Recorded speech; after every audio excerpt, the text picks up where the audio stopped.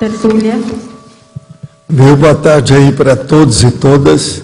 Hoje é dia 9 de setembro de 2010, quinta-feira. O verbete é o 1686. 4 páginas, 45 logias e 7 máximos. O protagonista que redigiu o verbete foi o professor Mansur, que está ali. Agora, o tema é recato evolutivo. A especialidade é evoluciologia. Definição. O recato evolutivo é a diminuição do contato direto com os componentes do ciclo de relações sociais ociosas, capaz de permitir a consciência vivenciar experiências parapsíquicas de natureza diversa, com maior número, ou com um número maior, de consciência e consciência, a partir de trabalhos interassistenciais engajados, elevando o nível de relacionamentos interconscienciais intrafísicos para novo patamar. Os contatos sociais e parasociais, a evitação do estupro evolutivo, o ato de ir ao encontro do assistido, a consciência solitária no meio da multidão, o desinteresse pelo fútil, o corte das amizades ociosas, a valorização das amizades produtivas, a evitação do fazer média, o limite da atuação intrafísica, a estruturação da personalidade, a gradação dos níveis de recato, a referência extrafísica em sobreposição à referência intrafísica, o relacionamento íntimo com amparo de função. Na remissiologia, tem 15 itens, nós destacamos: abstencionismo consciencial, acanhamento, alta abnegação cosmoética, cabotinismo e defasagem evolutiva. Frase enfática: o recato evolutivo é condição relevante no desenvolvimento consciencial, predispondo a consciência lúcida a exercitar a interassistencialidade e, ao mesmo tempo, abrir mão do egão. Qual nível de recato evolutivo você vivencia hoje? Já é possível abrir mão de amizades estagnadoras em prol da interassistencialidade? Agora, eu acho que seria bom a gente aumentar aqui a cognatologia. Por exemplo, pode colocar aqui a palavra recatar, né? Não tem, né? Pois eu preciso de olhar se tem outras. Agora, pergunta. Tenho uma grande amiga que é médica, assim como eu, e damos plantão juntas.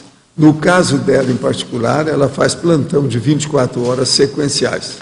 Sai de um e entra em outro. Isso seria assistência ou workaholism? Não, isso é o workaholism, porque vai chegar um ponto que ela pode errar na assistência que ela está prestando, porque pode ficar obnubilada, cansada. Isso não é bom, não. Eu não aconselho ninguém a fazer isso, não. Não adianta forçar o corpo, porque eu fui fazer isso e tive um infarto no miocárdio. Workaholism. Então, eu falo de cátedra. Sou doutor no assunto, já passei por isso. Até que ponto um assediador acessa a minha conversa íntima? Depende de você. Se você deixar, acessa com maior facilidade. O uso de drogas, incluindo os de tarja preta e o próprio cigarro, interferem que tanto nisso? Sempre piora a situação. E outra, existe consciência conscené? Olha, tudo é possível, né? Consciência, eu não ponho a mão na cumbuca. Tudo é possível, de modo que tem. Eu conheço algumas, são conscenéres, só que tem que o nome é outro, né? Gente, vampiro, são aquelas que levam a mão para o peito. O desenvolvimento da clarividência levaria quanto tempo em uma média de 1 hora de técnica com chakra frontal diariamente? Isso depende da pessoa. Depende do gabarito que ela tem, a infraestrutura, vamos dizer, a auto-organização, a dedicação que ela tem, a predisposição que ela demonstra. Em que escala evolutiva se encontra o senhor? Eu sou intermissivista. E os seus alunos? Todos são intermissivistas. Agora, alguns aqui eu não sei bem, porque ainda não deu ainda para estudar. Pode ser que tenha serenão, evoluciólogo, desperto, né? Tem uma série, mas eu não conheço bem, precisa da gente estudar mais. Do meu ponto de vista, eu me defendo. Eu sou intermissivista. Com honra. Com honra. Quer dizer, me sinto muito honrado. Não poderia a conscienciologia se unir com consciências mais avançadas de outros planetas para desenvolvimento de ideias e projetos, assim como fizeram com o espírito desenvolvido? Ou ainda, de alguma forma, seria anticosmoético? Não. O problema é ver se elas querem alguma coisa. Se você encontrar, você me manda o endereço. Pode mandar por e-mail, que a gente vai ver o que a gente faz. Vamos ver o que a gente faz com isso. Né? Existe aí só um problema sério, que a gente não pode esquecer, o estupro evolutivo. Né? Mas isso é por conta dela, não é da gente. A gente insiste. Outra aqui. Conheci as ideias de ponta há uns 17 anos, mas só passei a me interessar de fato aos 22 anos, quando então fiz os cursos CIP, CP1 e CP2, e vindo a voluntariar no IPC oficialmente aos 24 anos. Ocorre que nos últimos 2 anos, hoje estou com 28, comecei a estacionar até chegar ao meu atual estado de total inércia, até se desdobrar na falta de foco na PROEX. Isso tudo ocasionou problemas sérios de ordem emocional, pessoal e profissional. Até que nas últimas semanas um amigo sugeriu que eu assistisse às tertúlias e colocasse o nome na TENEPS e caminhasse diariamente. Bem, de uns 10 dias para cá, venho percebendo melhoras nas minhas energias, mas não me sinto 100% bem. Ainda tenho pato pensênios, o que peço ajuda de como posso mudar isso. Nesse ponto, os pato pensênios têm sua ligação e ideias agressivas, e todas relacionadas ao meu namorado, o qual mora comigo. Não sei o porquê está ocorrendo, embora tenha algumas desconfianças, sendo uma delas. Meu namorado é cristão e abomina que eu possa, ao desenvolver o parapsiquismo, assistir às consciências. Na linguagem dele, ele me diz abertamente que não quer que você mexa com os mortos. Ontem, já vindo nesse processo de tomar as rédeas sobre minha evolução e assumir responsabilidade, conversei com ele e deixei claro que preciso assumir minha PROEX, de modo que uma das minhas prioridades é desenvolver o parapsiquismo. Ele disse que dessa maneira não poderia aceitar continuar comigo. Até aí tudo bem. Em contrapartida, chantageou-me dizendo que eu estava trocando por um bando de mortos, linguagem dele, enfim. Após a conversa, fui altamente assediada, me vinha à mente tudo o contrário do que acredito, até mesmo sobre as ideias de ponta. Não sei o que fazer, sinceramente, apesar de estar claro que esse relacionamento está travancando meu processo evolutivo. Existe a questão de eu sentir gratidão e responsabilidade por essa pessoa com quem moro. Temo consequências energéticas negativas, assédio, quando tiver que me separar fisicamente dele. Você já tem um assediador bem caracterizado, é ele, né? Está na cara, tudo que ela está mostrando aí. O que você está esperando? Divórcio é por um fato igual esse, não é não? Na minha terra, há muito tempo que é. Não adianta a pessoa ter gratidão e querer ajudar os outros se ela fica pior do que a pessoa que ela quer ajudar. Isso está errado. Tem que pensar. Agora, ó, para você é o seguinte, asas e venha para Apex. Não é isso? Asas e parapex. Ela tem que ficar livre da situação, ver o que é que faz, senão não vai não. Uma outra coisa, o mundo tem muita gente. Ela está com 28 anos, uma menina. Faço parte de uma família de 7 irmãos, tenho uma irmã retardada mental, ela é a terceira mais velha. A minha mãe é a única que cuida dela. O temperamento dessa minha irmã é violento. Meu pai sempre foi uma pessoa agressiva que surrava tanto a ela como a todos os outros filhos. Percebo que a relação que a minha mãe tem com a minha mãe é de proteção. O meu pai nunca bateu na minha mãe. Agora, a filha pode estar doente assim devido surra, principalmente na cabeça, dá muita doença mental. Pode ser, porque só uma, se ela tem, são 7 irmãos, ela está falando só dessa, quer dizer que essa apanhou na cabeça, está na cara. Minha irmã é tratada por neurologista, minha mãe já não acredita mais nos psiquiatras, no tratamento dela, pois não vê melhora com o tratamento que eles aplicam. Com frequência, os remédios neurológicos da minha irmã têm de ser trocados, pois depois de um tempo de uso, perde efeito. Os médicos ficam substituindo a medicação de forma que todos os remédios que poderiam ser prescritos para ela já foram receitados. Atualmente, ela usa uma combinação de 1, 2, 3, 4, 5, 6, 7, 8, 9 remédios. Estão aqui.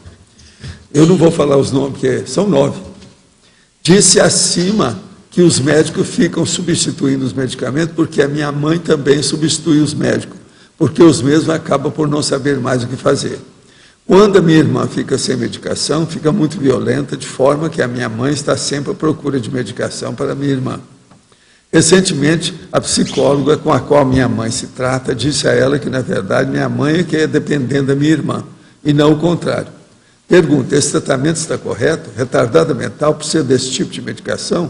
Há algum tempo fiz ao senhor um pedido de TENEP para esse meu povo. O caso seria de assédio? Aí tem tudo. Agora, o problema é o seguinte: vocês já internaram essa moça? Como é que é a situação do internamento? Um caso desse é caso de hospital, mais sério. Pelo menos ver depois o que é que faz, né? Gostaria de tirar umas dúvidas. Primeira, é possível doar energias mesmo sem saber se está doando? Sim. Isso que chama isca inconsciente. Pois alguns dias atrás, quando ainda não entendia do assunto de dar e receber energia, tive uma projeção lúcida. Nessa projeção, a senhora veio até mim, onde estava, na minha cama, deitada de lado. E após alguns minutos, conversando com ela, ela me disse que precisava fazer algo em mim por causa de algum medicamento que eu tinha tomado. Porém, eu nem sentia bem e não entendia aquilo. Então, ela pôs alguma coisa nas minhas costas e disse que sentiria alguma dor, e que realmente senti por algum tempo. Logo ter terminado o que ela estava fazendo, ela saiu andando como uma criança. Eu disse que precisava fazer algumas perguntas para ela, porém, ela não me ignorou e continuou a andar com a criança e sumiu. Andar como criança. É possível doar energia acordado, deitado na cama? Pois após entender um pouco mais sobre doar energia e quanto é importante, quando fui dormir ontem, pensei nisso e disse para mim, o mesmo falaria com o meu mentor. Não lembro o nome dele certo, agora, para se dar bem para ele. O que iria pedir para ele para doar energia das 4h30 às 5h30 da manhã. Porém, nesse horário, estava acordado e não tinha conseguido ainda falar com ele ou ela, que acredito ser aquela senhora da projeção. Aí, quando chegou às 4h30 da manhã, sentiu energia fria nas minhas costas. E após algum tempo apontado, aparecendo com a premonição anterior. O que poderia me dizer sobre isso? Olha, o que eu acho é o seguinte: você tem que assumir suas condições, estudar o parapsiquismo, trabalhar com as energias, mexer com o estado vibracional e ver o que você faz. Desenvolver isso aí. Você está, vai, não vai, vem, não vem, a trancos e barrancos. Tem que definir essa situação e ver o que faz. Superar o processo. Mandaram aqui para mim, da internet: Supremo nega primeiro recurso de Joaquim Roriz. Ele é da ficha suja e é mal visto lá em Brasília. De modo que eles negaram o recurso que ele impetrou lá pela situação. Vamos ver. Se eles colocar esse homem sem ficha suja, o Brasil está desmoralizado até no exterior. Todo mundo sabe da história desse homem lá. Outra coisa que eu queria mostrar para vocês aqui, lembrar mais uma vez, primeira semana da reeducação consciencial, que eu acho aqui muito importante, tudo que eles vão analisar aqui, que é muita coisa que vão estudar. Estuda aqui. É de 8 a 16 do mês que vem.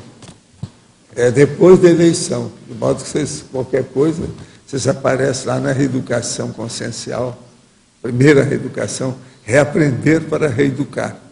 É lá no discernimento, dia 8 a 16. Lembre-se disso, que isso aí vale a pena a pessoa estudar. Agora, minha gente, qualquer coisa, nós temos ali o professor Mansur à espera de vocês, para qualquer observação. Aridade, faz favor. Olha o recato evolutivo. Vocês não precisam ter muito recato, pode falar à vontade. Eu gostaria que ele aprofundasse aqui na patologia. É a 4ª linha de baixo para cima, a gradação dos níveis de recato. Bom, aqui na gradação dos níveis eu coloquei porque a pessoa ela tem que observar o que se encaixa melhor dentro do seu nível evolutivo. e também dentro de qual é o momento, principalmente, da vida intrafísica que a pessoa está vivenciando. Então, em determinados momentos, ela pode ter necessidade de ter uma atuação mais expansiva, mais social, mais aberta, convivendo com diversos tipos de consciências, e em determinados momentos ela deve, então, por uma análise íntima, se recatar mais e ter uma atuação mais íntima, mais parapsíquica, aí dentro do contexto que a gente está falando ali na definologia. Então, a gradação, por quê? Porque a pessoa tem que observar qual é o momento, principalmente, da proexis dela. Ela deve aplicar mais o recato, ela deve ser mais expansiva. O que é melhor para ela ali naquele momento? A ideia foi essa. Não sei se foi agora, claro. Uma última questão. Na linha de baixo dessa aí, o ato de recatar para melhor assistir. Isso. Então, aqui é o seguinte. Muitas vezes, eu até coloquei aqui o exemplo, né? Dar razão sem a pessoa ter razão. Por que acontece isso? Muitas vezes existe uma interlocução entre uma pessoa que tem maior nível de conhecimento e outra que tem menor nível de conhecimento. E chega no momento, aquela interlocução ela trava. Então, muitas vezes a pessoa não abre mão da argumentação, e o que a pessoa que está mais lúcida precisa fazer, no caso, é deixar aquela argumentação passar, porque senão pode criar até um problema de assédio para a pessoa ali que está tentando defender aquela tese. Então, aqui um exemplo clássico é entre pais e filhos, né? Normalmente, o filho, ele começa a descobrir o mundo e, às vezes, ele descobre ideias superiores às ideias do pai. Só que é muito difícil o pai abrir mão do seu ego e conseguir entender que o filho está se desenvolvendo e abrir mão das ideias que ele trouxe ali de uma vida toda. Então, muitas vezes, é melhor o filho calar, consentir que ele vai estar assistindo mais o pai, do que simplesmente estar tentando martelar uma ideia na cabeça ali, tentando fazer uma doutrinação. Então, a ideia é essa, é respeitar o nível evolutivo da consciência, para entender até onde você pode ir naquela argumentação que você está colocando. Ok, obrigado. O verbete está muito bom. Felipe, aqui. Queria, na fatologia, na segunda linha, de cima para baixo, tem o ato de recuar na hora certa. E eu queria saber o seguinte, quais critérios que a gente pode estar utilizando para poder tomar uma decisão como essa? Que momento é o momento de recuar? Qual é a hora certa de recuar? Eu vejo que a pessoa deve analisar qual o efeito a atitude dela está causando no meio que ela está vivendo. Então, muitas vezes a pessoa tem uma intenção muito positiva de realizar um feito, mas às vezes aquilo não é o momento adequado, não é a melhor hora dela tomar aquelas determinadas atitudes. Então, basicamente, se ela está tomando algumas atitudes, aquilo está remexendo muito, ou seja, o saldo está sendo negativo, muitas vezes é melhor ela recuar, esperar o contexto mudar para depois agir novamente. Então, é o ato de recuar na hora certa. Por quê? Porque, na verdade, o verbete é o recato evolutivo, mas eu não estou querendo dizer aqui que a pessoa ela não deve ser o strong profile. Ela tem que ser o strong profile, mas ela deve entender o contexto para saber qual o momento de melhor atuar, que ela vai ter mais efetividade na atuação. É essa.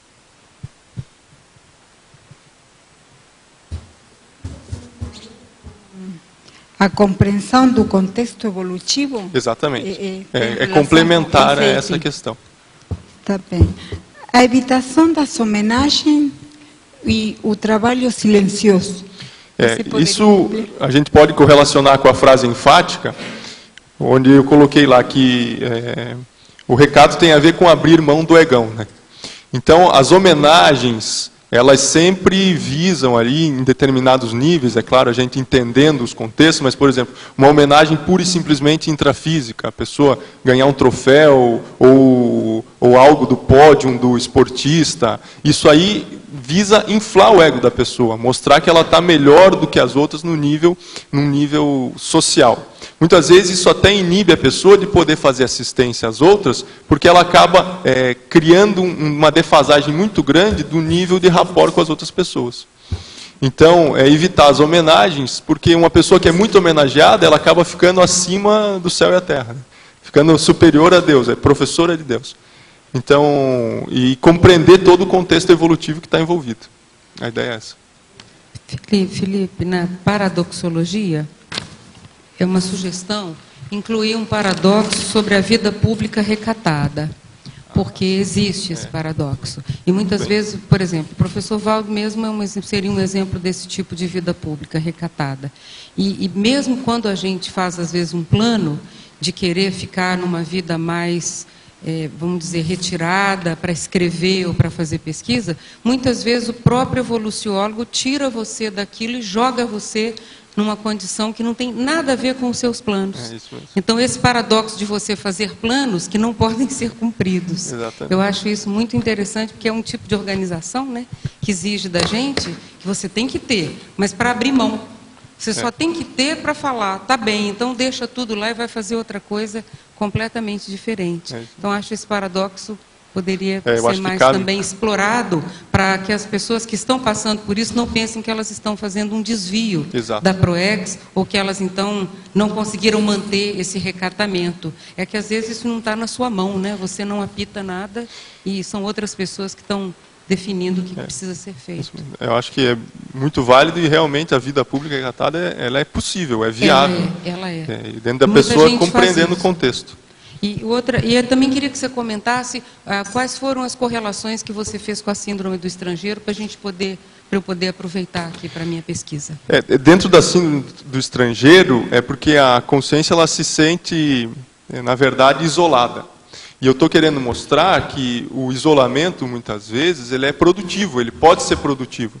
Então, o professor Valdo até colocou esses dias, né, o caso da prisão, do prisioneiro, que ele pode produzir muito, sendo um prisioneiro, estando isolado dentro de uma prisão. Então, é justamente para a pessoa que se sente dentro da síndrome do estrangeiro, saber que ela pode reverter isso para uma condição extremamente positiva. Que até certo ponto é o que você coloca no livro, né, dentro de um contexto evolutivo. 10 dias de isolamento também, a técnica, né, dos 10 dias de isolamento, exatamente. Aqui. De que modo o senhor avalia o filme Nosso Lar em relação à fidedignidade com a colônia extrafísica Nosso Lar? Supõe nessa interrogação que o senhor já tenha ido para essas bandas. Será interessante utilizar esse filme sobre a colônia Nosso Lar como alvo mental para facilitar o ato projetivo? Não, quer dizer o seguinte, eu ainda não vi o filme, não posso falar nada sobre ele. Agora, as impressões que todos os meus amigos, todo mundo teve do filme, ele está muito bem feito. Agora, o problema dele é que, nessa base toda da situação, eles gastaram 20 milhões para fazer o filme. É uma obra artística, tem muita imagística, ou seja, muita imaginação. Tem muita imagética, ou seja, muita imagem. Parece que até a FEB, a Federação Espírita Brasileira, falaram isso, eu não sei se é verdade, ajudou também na construção do filme. Agora, existe muita trucagem cinematográfica. Truques é igual arte, é inventividade. De modo que tem que dar um desconto nessa situação toda a respeito desse filme. Isso tudo é obra de arte. Mas eu ainda não vi para comparar o processo extrafísico. Nosso Lar, naquilo que foi escrito, já tinha muita coisa assim, terra a terra, crosta a crosta, para mostrar a realidade. Existe comunex de tudo quanto é tipo. As pessoas, do jeito que faz a trucagem cinematográfica, faz a trucagem extrafísica, para criar ambiente, maquetes vivas da realidade e outras coisas mais. De modo que... Agora, o que é importante é a gente falar, alguns espíritas já andaram falando, e eu também quero falar isso também. Tem muito truque cinematográfico, mas vamos pensar, espiritismo, o processo extrafísico, André Luiz mostrou, os problemas que nós falamos aqui, a extrafisicalidade, a multidimensionalidade, não é trucagem só. Tem muita coisa que é real. Então é preciso examinar e ver, né, como é que fica. Fiquei conhecendo a Conscienciologia e desde então mudei muito. Minha mente se abriu para o cosmos, mas minha família e meu marido não. Vejo o quanto ganhei em matéria de conhecimento e, o mais importante, estou enfrentando os meus defeitos. Mas sinto falta de conversar com alguém, expor as minhas conquistas e tentar passar isso para a minha família e os amigos. Nenhum deles tem interesse. Queria que todos pudessem usufruir desse conhecimento e ter a chance de mudar. O que eu poderia fazer para ajudá-los e, ao mesmo tempo, não me sentir só? Primeiro, estude à vontade suas coisas, aí você vai sentir junto com os aparadores. Segundo, mostre exemplo de maturidade para essa turma toda, que você vai fazer descalar a boca e pensar um pouco mais. Exemplo, exemplifique a sua maturidade.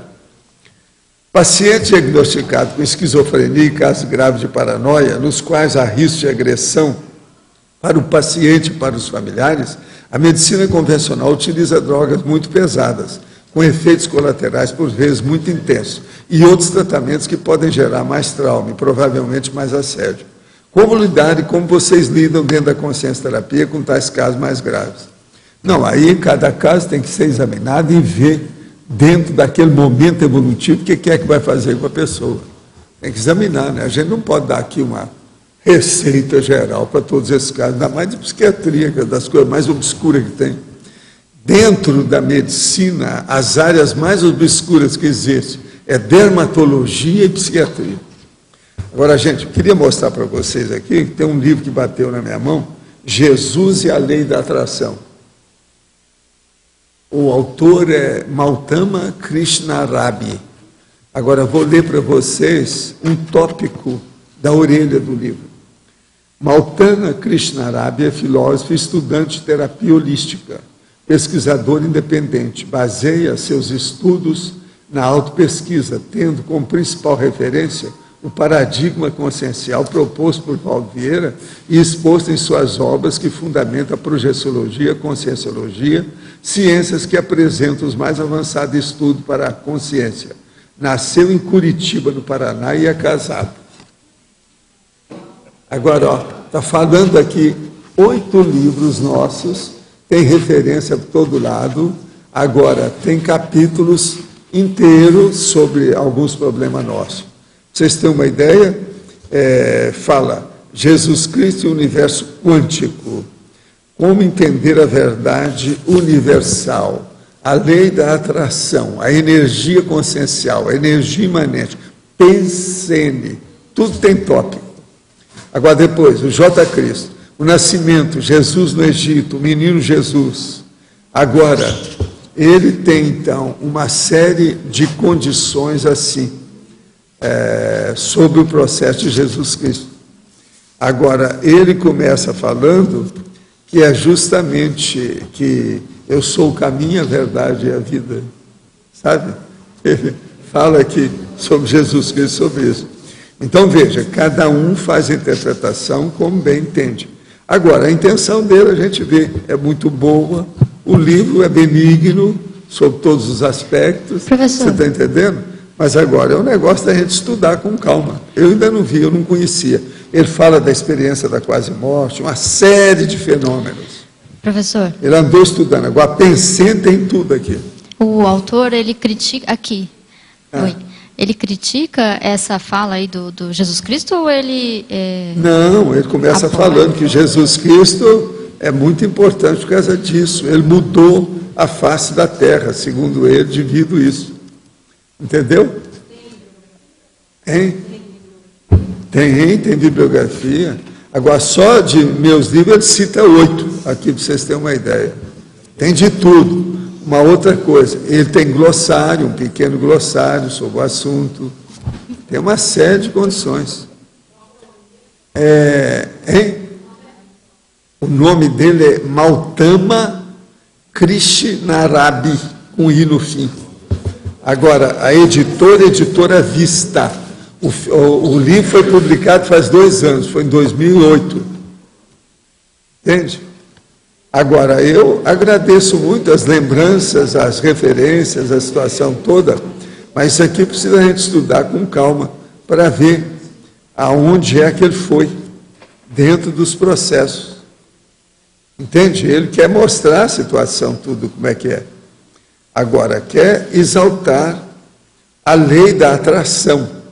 Então, isso aí tem que estudar o que é que ele quer dizer com a lei da atração, a situação toda. Ele conta o processo da história, a época do Herodes, conta tudo. Jesus e o budismo, sabe? O grande mestre, a meditação de Jesus, tal. É muita coisa que fala, crucificação, os 2 grandes mandamentos. Depois da crucificação, entendendo o segredo. Agora tem um aqui, um tópico que fala assim, acredite, é o tópico. Agora, esses 2 livros são para você. Eu não sei se você já viu Jesus e a Lei da Atração, se tem na terceira bibliografia. Eu não conhecia. Isso foi o César que arranjou num sebo aí, né? Não sei aonde. Hein? Quem? Não, o outro é conhecido nosso. Também é da terceira bibliografia, fala na Conscienciologia. Assim. Mas esse é conhecido, eu dei lá para ele, porque já tem. O César que descobriu esse livro. Eu não conhecia o livro. Alguém aí conhece esse livro? Não? Ele deve ter sido publicado em edição pequena, lá não está falando. Mas deve ser. Senhor Arnaldo, uma pergunta aqui para o professor Felipe. Você vai falar aí para o seu parceiro aí, companheiro. Uma sugestão, Felipe, eu não vi, pelo menos aqui no verbete, né, a inclusão da paradireitologia. Então, eu sugiro tu incluir na interdisciplinologia ou então na colegiologia. Colégio Visível dos Paradireitólogos. Tá. Interdisciplinologia. Tá. Paradireitologia. Uma pergunta agora. Na teologia, no segundo item, tu colocou a teoria da autonomia pela integração. Isso. Tu podia comentar um pouquinho mais? Isso, a autonomia pela integração, ela é uma teoria da diplomacia. Ela foi muito comentada pelo Luiz Felipe Lampreia, num livro que ele fala sobre o balanço que ele dá da atuação diplomática dele.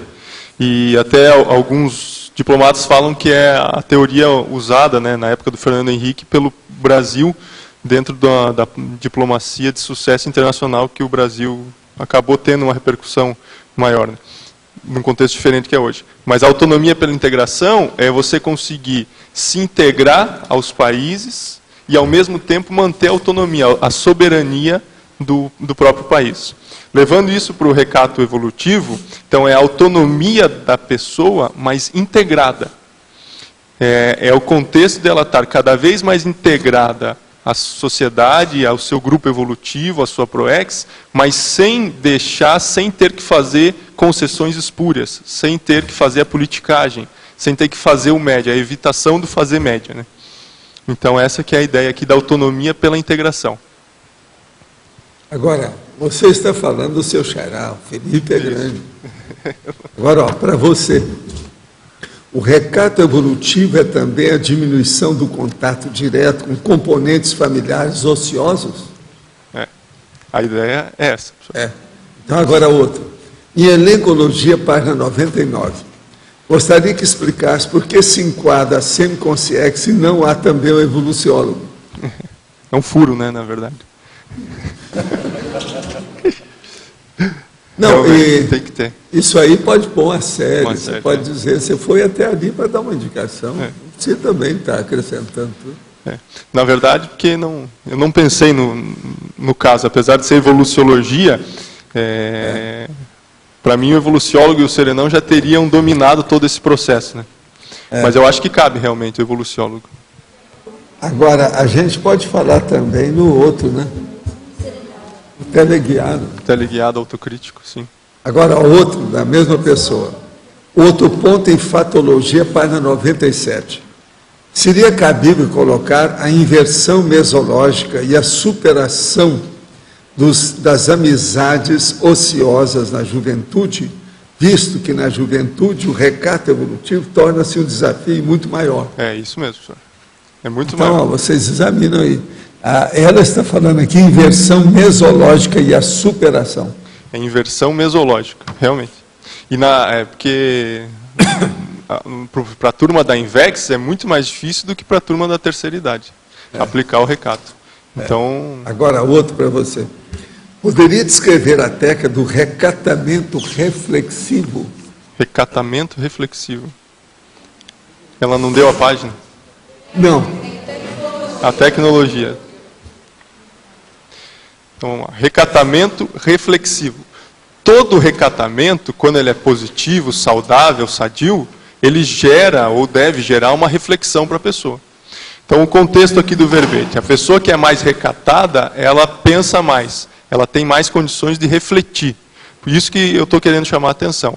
A pessoa que ela é muito social, se preocupa basicamente apenas com o intrafísico, ela não tem tempo para buscar uma reflexão íntima. Quando a pessoa busca uma reflexão íntima, ela consegue entender mais o contexto social e efetivamente viver melhor. Então aí melhoram as atitudes dentro da família, as atitudes dentro dos amigos, dentro das comunidades que a pessoa transita.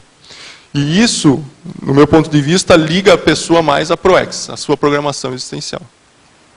Agora, uma coisa interessante, aquilo que eu falei ontem aqui, sobre Stella Dallas, aquela figura que os americanos têm com uma mulher que chegou assim, homens, cheguei. Você está entendendo? Que a Stella Dallas, toda cheia de coisa, é o contrário da pessoa recatada, é o outro extremo total. Stella Dallas. Stella Dallas. É que no Brasil o povo não conhece muito essa expressão. Valdir, aqui... Bem entra nisso, né? A camuflagem do serenão. Camuflagem serenão, exatamente. Entra nesse contexto. Quer dizer, o serenão é um cara recatado. Super É o recatado, recatado. e ao mesmo tempo é quem mais atua Ele é o que mais atua. dentro de todos os contextos evolutivos. Agora, uma dúvida que eu tenho, aí é sobre mesmo o verbete. Eu não sei, no caso, quando a gente menciona uma teoria, ou uma síndrome, ou uma coisa que já foi discutida, não tem que aparecer na bibliografia? Eu uso isso para escrever. Quando eu escrevo, eu me refiro a uma teoria que ela já existe, eu ponho o nome do autor, a teoria, qual que é, porque você expande do verbete a bibliografia que a pessoa vai estudar. Eu estou me referindo a essa teoria da autonomia pela integração Não, e a própria síndrome do estrangeiro, porque também, se a pessoa tiver mais dúvidas e quiser aprofundar, ela não tem a referência. Então, a mesma que a gente usa para livro, usa no verbete, né? Eu suponho. Esse requisito que eu quero saber. Acho que a Rosa podia explicar. Nós tivemos uma aula que tem regras, né, para fazer citações e... Mas realmente, verbete, na bibliografia. Mas realmente na confecção do verbete eu não coloquei. Daí tem que ver se cabe, se não cabe, mas... Pode pôr na bibliografia. Por exemplo, síndrome do estrangeiro, pode pôr. Síndrome do estrangeiro tem muitas. Na enciclopédia tem muita citação da síndrome do estrangeiro. Não tem. Para poder consultar, claro. Vou inserir. Até onde eu sei é isso mesmo. Agora é importante citar a página do livro, porque sem a página não tem significado, né? Mas é isso aí. Ô, Luiz, você está chegando aí, você não pode deixar o Mansur aí sem falar nada. Hoje é dia dele. Valdo, só essa... Perguntinha. Pode falar. Para a fatologia, página 98, a referência extrafísica em sobreposição à referência intrafísica. Poderia explicar? A referência extrafísica em sobreposição à referência intrafísica. O caso aqui é que quando a pessoa ela observa a sua vida intrafísica de um ponto de vista extrafísico, ela consegue ter uma visão de conjunto maior. E isso amplia, melhora e qualifica todos os interrelacionamentos que ela pode ter. Então aqui é a visão do amparo, do assédio, do guia cego, a visão da experiência fora do corpo, que a pessoa incorpora isso no seu dia a dia, na sua paragenética, para ela poder, toda atitude que ela toma, poder considerar que também ela está tendo uma repercussão extrafísica e não apenas intrafísica. Eu considero que quando a pessoa ela começa a ter uma referência mais extrafísica do que intrafísica, o nível de cosmoética começa a ser mais depurado.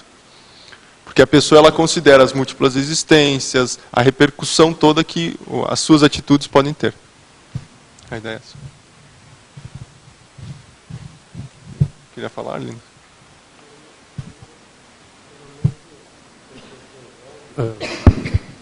Quando você falou esse termo Stella Dallas, eu fui pesquisar, é de um filme americano isso, não parece que é. Agora não vi não sei como é esse filme, se esse termo veio A figura é muito falada nos Estados Unidos. Stella Dallas. Mas tem a ver com Dallas lá do Texas, não? Também. Eles gostam de chamar atenção, né? Agora é o processo de Hollywood.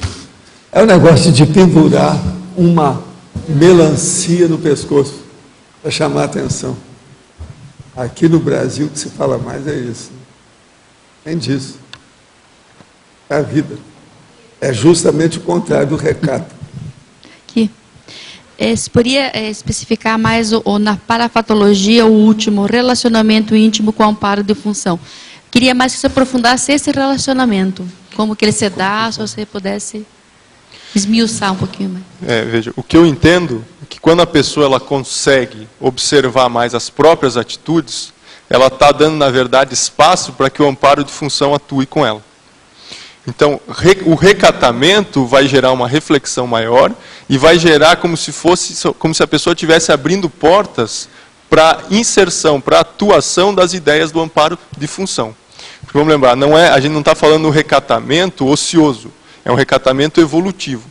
Se é um recatamento evolutivo, ela está envolvido aí uma condição de assistência, autoassistência e heteroassistência. Se a pessoa está predisposta a fazer assistência, ela vai estar mais predisposta também ao amparo de função.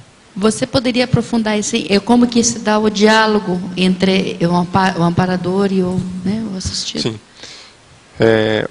Esse diálogo, daquilo que eu conheço, ele é um diálogo muitas vezes transmental e através de sinais. Então, muitas vezes, o amparador ele pode usar sinais intrafísicos para se comunicar com o seu amparado. A gente tem que lembrar que, da mesma forma que é difícil para quem está no intrafísico acessar o amparo, é difícil para o amparo acessar quem está no intrafísico. Né? Isso dependendo do nível da pessoa, claro. Então, o amparador ele pode demonstrar para a pessoa diversos sinais que se a pessoa estiver atenta, numa condição mais reflexiva e mais ampliada, ela vai conseguir observar que não é aquela condição do amparador se materializar, ir ali conversar, falar com a pessoa, não é algo mágico, cinematográfico, mas é sim no detalhe, na observação, na ideia, muitas vezes numa ideia que veio e a pessoa sabe que aquilo não é dela, mas que aquilo pode ter vindo do extrafísico. Por outro lado, só para ampliar, a pessoa tem que ficar muito atenta também, porque da mesma maneira que existe o diálogo transmental com o amparador, existe o diálogo transmental com assediadores e guias cegos. Positivo, né? Exatamente. Por isso que se a pessoa está mais recatada, ela vai conseguir observar melhor qual é o nível da informação extrafísica que ela está abordando. E lembrar também que sincronicidade não é só de amparo, existe sincronicidade de assédio. Então, às vezes, a pessoa tem uma sincronicidade e ela acha que é o amparador que está mostrando algo para ela, mas, na verdade, ela está com o assediador ali nas costas. Então, o indicador seria, no caso, essa qualificação daquela mensagem que veio. Vamos dizer assim, o primeiro passo para ela identificar. Isso aqui é do amparo. Isso. Seria ela racionalizar e ver aquela ideia que veio. Seria um primeiro passo. Exatamente. E a pessoa testando, ela pode observar quais são os efeitos. Então, ela observa um padrão de ideias que ela teve. Para ela saber se aquilo é do amparo ou de um guia cego ou do assediador, ela vê qual é o efeito, o resultado da atitude que ela tomou. O saldo. O saldo, exatamente. Obrigada. Agora, para o Felipe, quando você falou o recato em relação à família, eu gostaria que você aprofundasse mais, porque com a família há necessidade de um contato, além da assistência, eu queria que você aprofundasse. Isso, eu considero, nesse caso, uma das condições mais difíceis, porque a pessoa, ao mesmo tempo, a família não é como um grupo ocioso de amizades, a pessoa não tem como se desligar simplesmente. O que a pessoa precisa é ela entender qual é o nível de atitudes que ela precisa ter naquele grupo familiar. Então, que atitudes são as melhores? Qual é a melhor maneira dela atuar? Compreendendo os níveis evolutivos dentro da família, e quem tem mais lucidez vai ter aí, no caso, mais responsabilidade. Então, a responsabilidade, dentro do nosso contexto da Conscienciologia, não são dos nossos familiares terem um bom relacionamento com a gente, mas sim de nós conseguirmos ter um bom relacionamento com os nossos familiares. Porque as ideias da Conscienciologia, elas, de certa maneira, dentro de um grupo familiar grande, aí sempre encontram desavenças, desafetos, né? Então, é a gente observar o seguinte: qual é o momento de eu deixar que a pessoa tenha razão? Qual é o momento de eu adular, passar a mão na cabeça da pessoa para não infringir aquilo, todo um grupo de conceitos que a pessoa tem ali relacionados com a vida, e muitas vezes com toda a criação que ela teve das pessoas mais idosas. Então, a ideia é essa. Eu vou contar um exemplo aqui, por exemplo, do avô da Mariana. O avô da Mariana queria que nós casássemos na igreja de qualquer maneira. E um dia eu fui conversar com ele na casa dele, convicto de que eu ia mostrar para ele, por A mais B, que não precisava casar na igreja. E nós ficamos ali uma tarde, das 8 da manhã até o meio-dia. E eu falava uma coisa e ele falava outra. chegou um momento que eu tive que abrir mão, porque a pessoa não ia compreender, um senhor já de 80 e poucos anos de idade, natural do Líbano, veio do Líbano e não ia conseguir entender qual era a nossa condição. Então eu tive que simplesmente concordar com ele, não, realmente o senhor tem razão, o melhor é certo, casar. mas sabe por quê? Você tem mais neurônios do que ele tinha. É igual, você tem mais neurônio do que eu. É um processo de idade. O jovem tem que entender, pessoas de idade. Já perdemos muito neurônio, eu nessa altura dos acontecimentos. Você vai ver quando você chegar nos 70. Sabe? A gente tenta, mas se tenta. Agora, hoje estão tirando o teste dos 9 fora. Dia 9 de 9, estão tirando o teste dos 9 fora dele. E está saindo bem. Agora aqui. Por decisão de minha família, faço uso de medicamentos leves para o sistema nervoso desde 1998. Já atrasou muito minha evolução, até me aposentei. E como sou a mais nova da família, fico sem voz ativa, participei do ECP3 em Uberaba e senti mudança significativa em meu estado físico. Atualmente só sinto dificuldade para dormir naturalmente, mais nada. O que fazer para melhor evoluir? Você não quer falar porque essa é a sua aluna lá de Uberaba.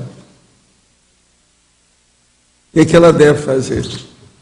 Olha, de cara... Você sabe quem é a pessoa?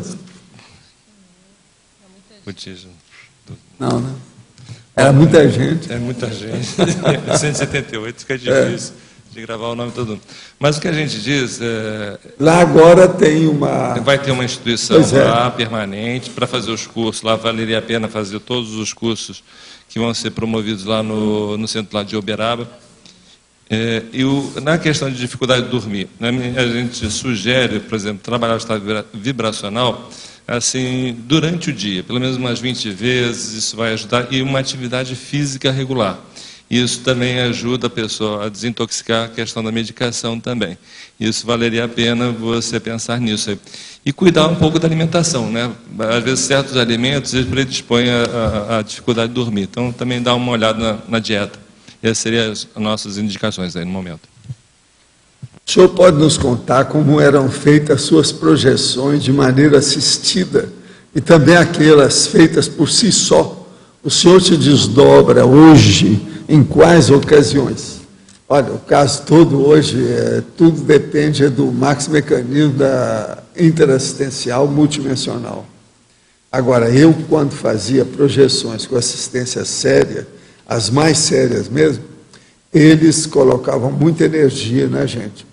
Então, eu saía com o psicossoma energizado, aquilo que a gente chama lastreado.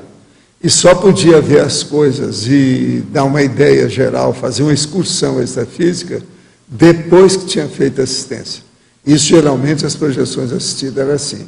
Agora, por mim, geralmente, quando eu ainda faço as coisas, tudo tem uma meta. E é direto, a coisa séria, daquilo que a gente está fazendo em matéria de assistência. Gostaria de saber como entrar em contato com o meu período intermissivo e ampliar minha proex. O que é que eu devo fazer para falar para essa pessoa? Hein? Vocês têm uma ideia aí? Seria bom você falar da Apex. A Apex é a chave aí da história.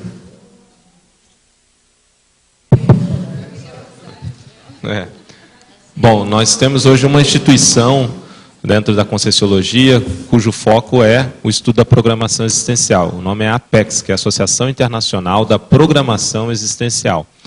A pessoa pode ter informações sobre as nossas atividades, que envolvem cursos, palestras, webconference, temos também um serviço de atendimento personalizado e também encontros científicos, além de uma dinâmica parapsíquica, cujo foco é a programação existencial. O endereço do site é www.apexinternacional.org. E a partir de segunda-feira que vem, nós vamos estar iniciando um curso Introdução à Programação Existencial através da internet, ensino à distância. Então ainda tem vagas, se tiver interesse de participar para ter mais informações sobre o estudo da programação existencial e, consequentemente, ver o seu caso em particular, vale a pena participar desse curso. Começa agora, segunda-feira, através da internet, é só acessar o site e lá vai ter maiores informações. Agora, seria bom o Oswaldo falar, que eu já estou esperando, né? É para você, Mansur. Eu queria te fazer uma consulta, Felipe. Em princípio, meus parabéns para você, sim? Obrigado. Você falou da reflexão sadia, certo? Eu queria te mencionar duas técnicas que talvez pudessem formar parte da tecnologia. A técnica da madrugada e da autorreflexão de 5 horas. Neste último caso, talvez poderia entrar também na cavativa, né? Porque é um verbete, pelo que tenho entendido. Na remissologia, né? Na Na remissologia. remissologia, desculpa. Ok, obrigado.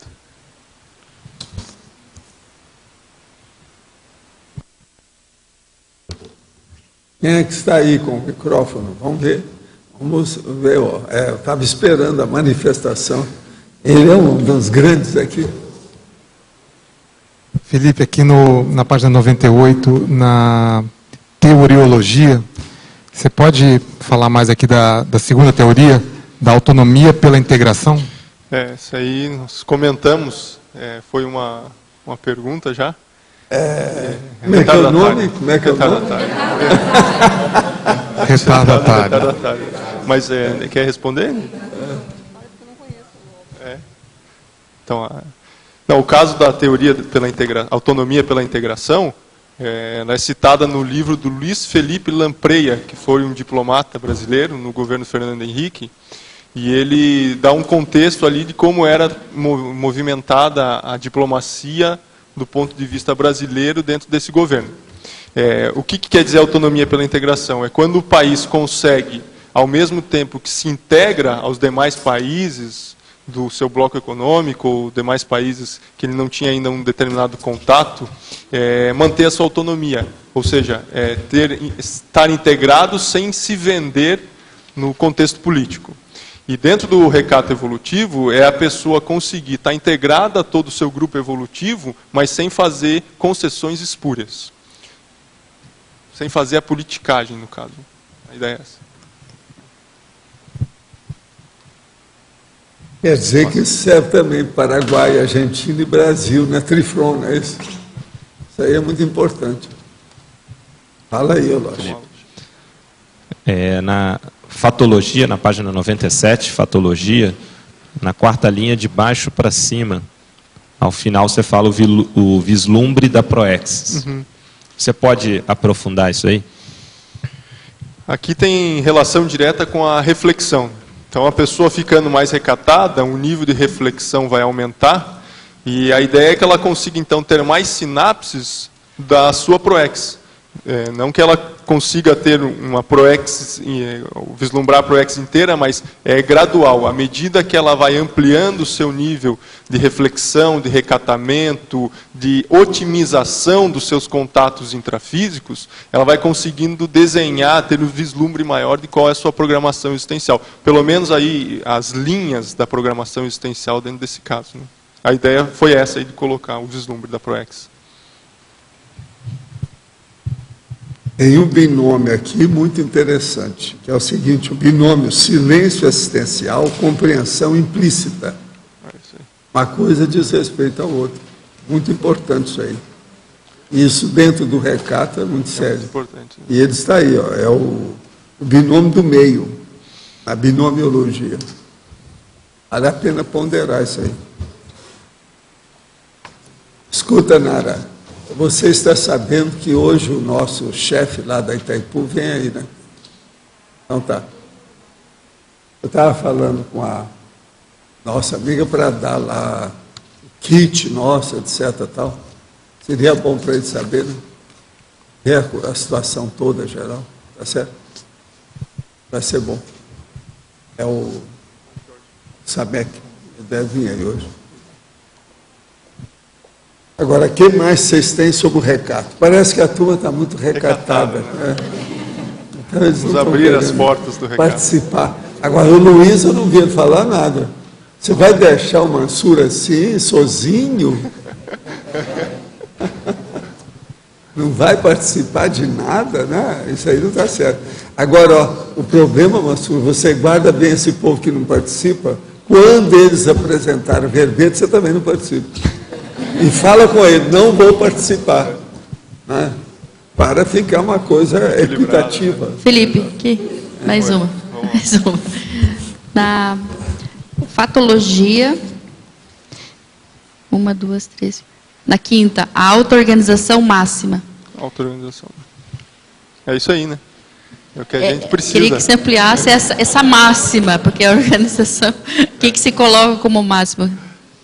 É a pessoa conseguir otimizar a sua rotina, a sua programação diária ao máximo, para que ela consiga realmente ser ou estar naquele momento recatada. A pessoa que não tem auto-organização, ela nunca vai conseguir alcançar um nível de recato, porque ela está sempre ansiosa, sempre afobada, está sempre atrasada dentro das suas atividades. Então, a auto-organização, porque uma questão vai ajudar na outra. Então, o recato vai ajudar a pessoa a ser mais auto-organizada. E a auto-organização vai ampliar o nível de recato que a pessoa pode ter. Então, às vezes, uma reflexão que uma pessoa desorganizada levaria ali 3 horas para fazer, uma pessoa organizada, por estar com todos os documentos, todas as informações na mão, vai conseguir levar ali 1 hora ou 30 minutos, ou às vezes, num relance, ela consegue as ideias que ela precisa. Felipe. Oi. Na fatologia, tem som? Tem. Tá, tem som? Na fatologia, a quinta linha de baixo para cima, você coloca a interlocução ascendente e a interlocução descendente. Isso. Está sem som, né? Queria que você fizesse relação com o verbete. A interlocução ascendente é quando a pessoa fala de baixo para cima. E descendente quando a pessoa fala de cima para baixo. Né? Então, o recatado, a pessoa que consegue aplicar o recato evolutivo, ele sempre vai compreender quem é o seu interlocutor.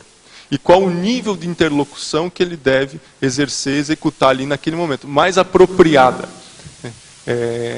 Dentro de um contexto todo de conhecimento e também de respeito ao nível evolutivo da consciência que está sendo ali, que está envolvida na conversa. Então a ideia é essa, é sempre a gente ver quando eu preciso falar com muita propriedade ou quando eu preciso ouvir mais. Porque muitas vezes escutar é a melhor assistência que nós podemos dar para a pessoa. O simples fato de escutar.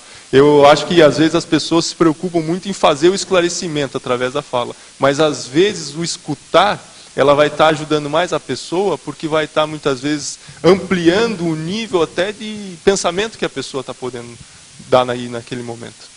Então a ideia foi essa, foi caracterizar isso para entender mais a interlocução, como é que funciona. Felipe, a OMI Super também, ela cabe aqui em algum contexto. Cabe. Porque ela é um tipo de recato cosmoético da pessoa de omitir uma informação, mas para beneficiar a outra pessoa, né? Exatamente. Então, OMI Super seria uma entrada boa. E se a gente puder observar, dentro do nosso nível evolutivo, nós estamos sendo sempre presenteados com omissões superavitárias, né, dos níveis evolutivos mais avançados. Né? E também uma boa parte prefere a omissão deficitária, é um recato deslocado, fora de hora, fora da cronêmica, porque a pessoa acha que ela está sendo muito recatada. E, no entanto, ela está fugindo do comprometimento, da exposição e da heterocrítica constante, que a pessoa sofre do mesmo jeito. Falando ou não falando, ela vai sofrer heterocrítica igual.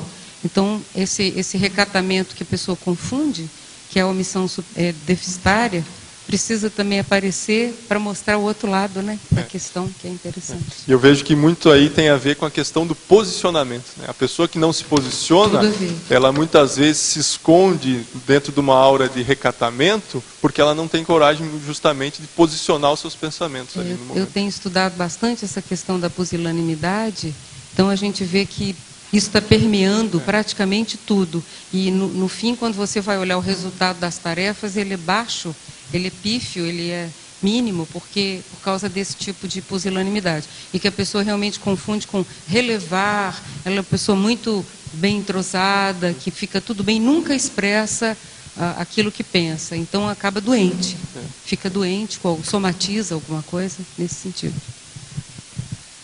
Quais os cuidados que a Conscienciologia toma para, com o passar dos anos, não se torne apenas mais uma seita iguais a essa que existem por aí? Existe um controle de qualidade, um norte a ser seguido? O princípio da descrença, eu preciso falar mais do que isso. Outra coisa, eu saí de uma seita, não foi para criar outra, é para combater as seitas. Agora, gente, aproveitando a chance, eu desejaria ouvir a opinião das verbetógrafas já veteranas, que já defenderam o processo. O que é que você acha, por exemplo, Dulce, da situação dele hoje, do verbete de hoje? Faz favor, depõe aí que você é a colega. A outra depois vai ser a Rosa. Em não primeiro sei se lugar... tem mais por aí, se a gente vê. A Neida também, depois. Bom, em primeiro lugar, parabéns ao Felipe. E eu estava pensando hoje de manhã sobre essa particularidade de cada temática e de cada verbetógrafo e dessa análise assim do perfil de cada um e do significado do tema, né? E claro, da explicitação. É muito interessante a gente ver isso. E aí, quando eu li o verbete do Felipe, eu lembrei que a gente trabalhou junto uma época na Unicim, né? E eu achei muito interessante esse link que você fez com a paradiplomacia, que eu, assim, a princípio, eu não faria imediatamente. Eu achei muito interessante. Eu não sei o que ela está querendo falar com isso, é bom esclarecer. Pelo seguinte, ele chama Mansur. Pois é. Mansur. Mas o que eu quero... Não pode interpretar isso errado. O que eu quero dizer explicitamente é que esse tema permeia de modo muito claro, assim, todo o verbete e o seu modo de ser, né, Felipe? Bem interessante, muito bom. Gostei muito. Desafio se atrai. É inevitável. Eu acho que o verbete, na verdade, ele é uma autobiografia do que a pessoa está pensando ali no momento. A foto multidimensional do momento evolutivo. Né? Mais ou menos isso. Olha, do meu ponto de vista... Agora, você tem que lembrar que ele é do recato, ele é Mansur, etc. tal, mas ele é da PM. Está escrito aqui, ó, PM. É um paradoxo, né? Eu estou explicando tudo claramente. Então, Felipe, parabéns pelo verbete. Eu tinha acabado de comentar aqui com a Pilar o quanto está fazendo assistência esse verbete para todo mundo que está assistindo e principalmente para aqueles que estão chegando agora na Conscienciologia, que ele está fazendo uma revisão em todo o conteúdo, assim, né? E bem de uma maneira bem mansa, entendeu? Eu achei também bom. Agora, Neida, o que é que você tem a falar? Então, eu só queria complementar o que os colegas já falaram, né? Que na hora que eu vi o título do verbete, eu tinha votado por primeiro nesse tema, né? Recato evolutivo, mas entendendo que ele tinha colocado sob a ótica do serenão. Quando eu comecei a ler, eu pensei assim, nossa, cada um de nós tem realmente uma ótica diferente de pensar. Tem. Mas isso combina bem com... Se a gente pegar um tema e dar para 10 pessoas, cada um vai escrever diferente do outro. Diferente. Mas quero dar os parabéns para o Agora, Felipe. o problema é mudar o título, para ficar diferente, porque senão fica igual, né? Aparentemente igual, mas não é. Na essência, tudo vai ser sempre diferente. Então, eu queria dar os parabéns para o Felipe, que está bem colocado, feito da parte dele, né? Eu acho que combina realmente com o perfil dele, de mansidão, como é que chama? Tu falou agora da... Como é a palavra? Autonomia para a integração, né? De integração, exatamente. Pessoa que busca integração. Agora, Felipe, você pode admitir isso. Eles não estão com medo da polícia militar, não é isso? Eles estão mesmo sabendo da história, estão ponderando o assunto. Isso de ser da PM não quer dizer nada. Está entendendo? Professor, eu queria fazer um paralelo aqui com a pergunta que foi feita da pessoa, só para complementar. As questões aqui das noites bem dormidas, né, que a voluntária colocou aí. Eu vejo que a questão do recato, ele gera um nível de rigidez holossomática maior para a pessoa, porque ela vai conseguir refletir mais sobre as próprias atitudes. E refletindo sobre as próprias atitudes, naturalmente a pessoa vai conseguir um nível de desassimilação maior. E no momento que ela for deitar para dormir, ela não vai estar assimilada e vai conseguir ter uma noite de sono realmente reparadora e não uma noite de sono aí assediadora. Não ajuda, você tem toda a razão. Agora, o que eu vejo é o seguinte, uma pessoa que tem recato, ela é mais reflexiva naturalmente, então ela tem mais introspecção. Sendo assim, o mental soma funciona mais. A tendência dela é colocar a penselização mais retilínea também. Isso tudo muda. Eu penso que uma pessoa precisa do recato para combater a dispersão e a impulsividade. Então, por exemplo, essas pessoas que chegam e que não conhecem energia, e que a gente indica logo de início para ir no imobilidade física virgem, elas geralmente não têm recado. A maioria. Então, são essas que tremem muito, que têm o processo da psicomotricidade exaltada, são dominadas pelo cerebelo. O professor queria fazer uma pergunta para o senhor sobre o tema aqui. Assim a gente deixa, né? Abre essa sessão hoje. Mas... O senhor já observou algum ditador político que tivesse algum nível de recato? Não. Existem aqueles que são sombrios, calados, taciturnos, mas o outro nome para isso é mefistofélico. O Getúlio Vargas era assim. Ele era calado. Você está entendendo? Eu lembro que ele chegava lá porque ele esteve várias vezes na casa que eu morava lá, que era junto com o Mário Palmeira. Então vinha primeiro o Gregório, batia as portas todas, olhava atrás das portas, olhava debaixo das mesas, olhava tudo para fazer a defesa dele, para depois ele chegar. Antes ele percorria tudo e colocava a gente segurando aquilo tudo. Então vinha o Getúlio, todo mundo cumprimentando, ele muito calado, falando baixo, etc. tal, e sentava lá. O povo falava, ele raramente falava. Quando ele falava, ele chamava a pessoa perto e fazia uma pergunta. Você está entendendo como é que é? Então ele era, até um certo ponto, recatado dentro da situação. Mas era muito ensimesmado dentro do processo. Não era cara de exaltar, ter extroversão, nada disso. Era um recatado fechado. Eu vi de perto. Você está entendendo? Várias vezes. Porque durante uma temporada, vários anos, ele ia a Uberaba. E o Mário é que fazia o discurso dele na praça pública, por causa da exposição do gado, zebu. Naquela ocasião, eram milhões que se vendia de gado, processo no Brasil, Professor, e mesmo assim ele conseguia ter uma boa interlocução com o público, ele conseguia falar bem? Não, ele fazia certas coisas e tinha uma força presencial danada, o homem. A hora que ele falava, todo mundo escutava, todo mundo calava a boca. Ele era assim, tinha força presencial. Outra coisa, isso é típico da pessoa baixinha quando ela é política. Diz que o Napoleão era assim, ele era desse jeito. O Wagner gosta muito de falar que é o baixinho, como é que é? Tem uma expressão que eles usam, invocado. Você está entendendo? O Getúlio era mais ou menos isso.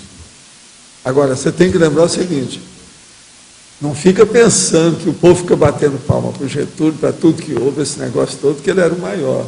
Houve muita morte no processo da ditadura dele, e foi muito tempo. Isso não é bem explicado no Brasil, mas eu sei da história toda, a gente estava no interior e sabe disso. Teve muita coisa atrapalhada. Agora, de qualquer maneira, ele fez muita coisa para o Brasil, porque por muitos anos tinha que fazer, né, naquela ocasião. Então tem uma série de condições, processo, por exemplo, para o povão, de modo geral, problema de salário, processo de funcionário, você está entendendo? Problema, por exemplo, da siderúrgica brasileira, uma opção de coisa, muita coisa começou com ele. Isso tudo a gente tem que ver também. Então a gente pode dizer que ele não aceitava a contrariedade e mandava matar a turma. É isso, né? Uma aparência, é igual político no Brasil até hoje, é assim, a aparência é uma coisa, e nos bastidores é outra. Está entendendo? Ele tinha sempre duas caras. Agora, ele era bravo. A presença dele era séria. Não era de brincar, não. Está entendendo? Por exemplo, tem ditador que a mulher é que mandava nele. Por exemplo, o Perón.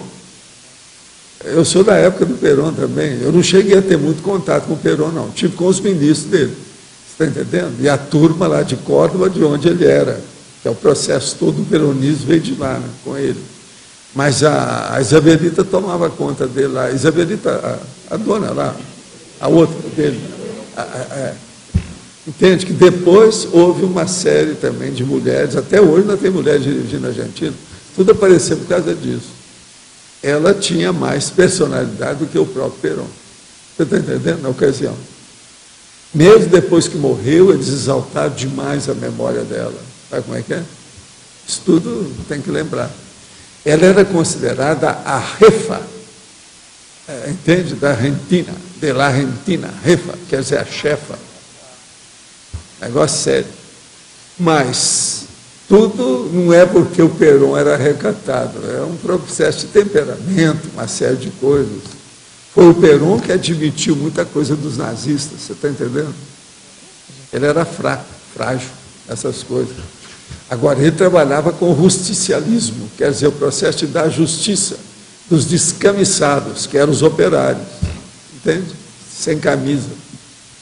Ele se mantém no poder porque eles conseguem fazer esse rapport com o povo, né? Eles... O outro que eu vi, mas esse eu não tive muito contato com ele, porque não dava, nem ele aparecia. Eu via por causa das metralhadoras, que é o cara aí, do Paraguai, o Stroessner. Esse é brabo, morreu muita gente. E o Mário Palmério, como era o embaixador, eu vinha de avião para trazer o material para o Mário assinar. Eu que tinha contato do Mário com o Brasil. Você está entendendo? Na ocasião. Só aí tem 3. Eu vi, ao todo, 6 ditaduras na minha vida até hoje. Uma que eu sofri o negócio na pele, junto com meus amigos, foi a ditadura lá do Franco, sabe? O falangismo dele, que era o processo bravo. Aquele matou muita gente e ele era terrível. O outro que eu senti de perto, mas pouca coisa, porque eu também evitei de ir lá, só fui lá uma vez, na ocasião, era o Salazar. Salazar tapava tudo através da boca de todo mundo, através da PIDE.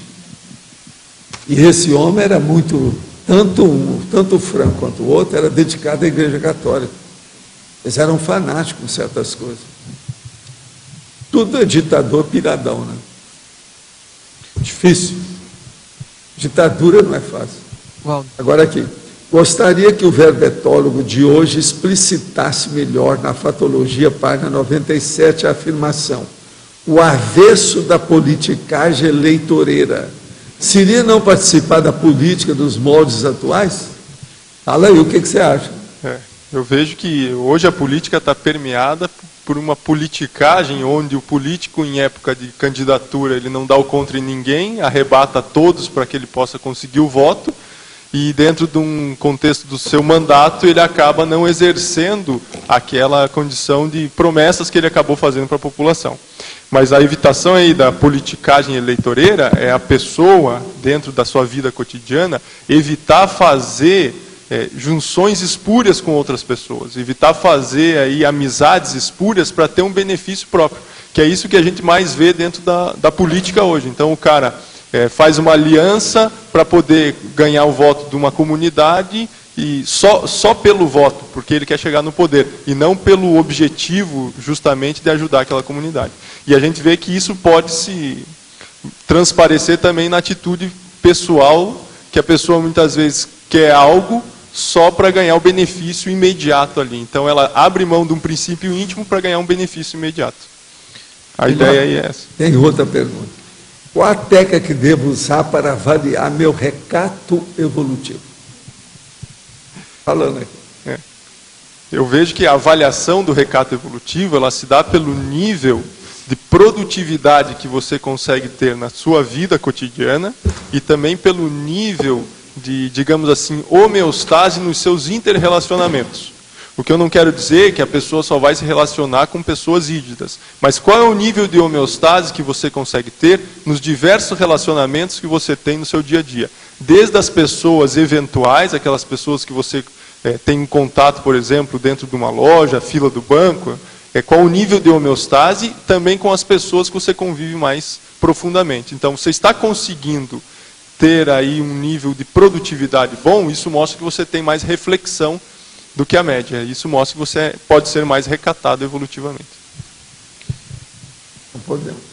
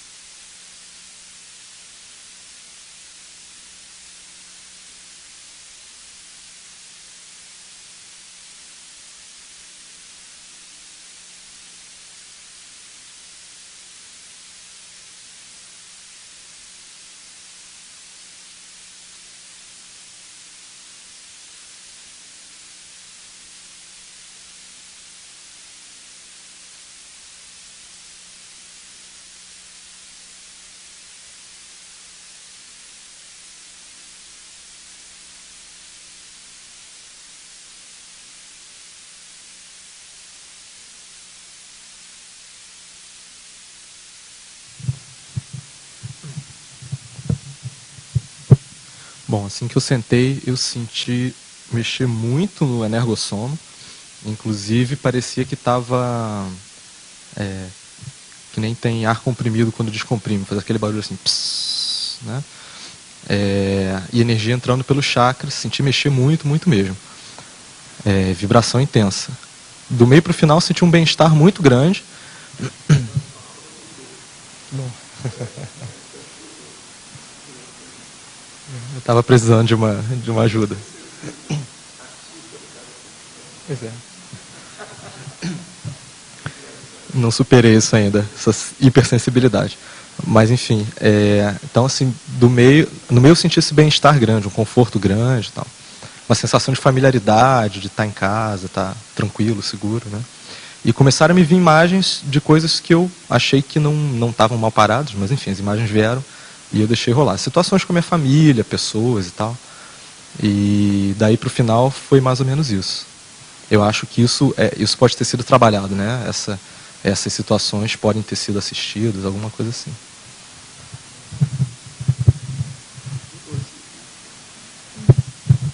Eu me senti muito tranquila, as mãos frias, senti muita energia subindo pela perna, né? Bem forte, de um lado, de outro. E tranquilidade.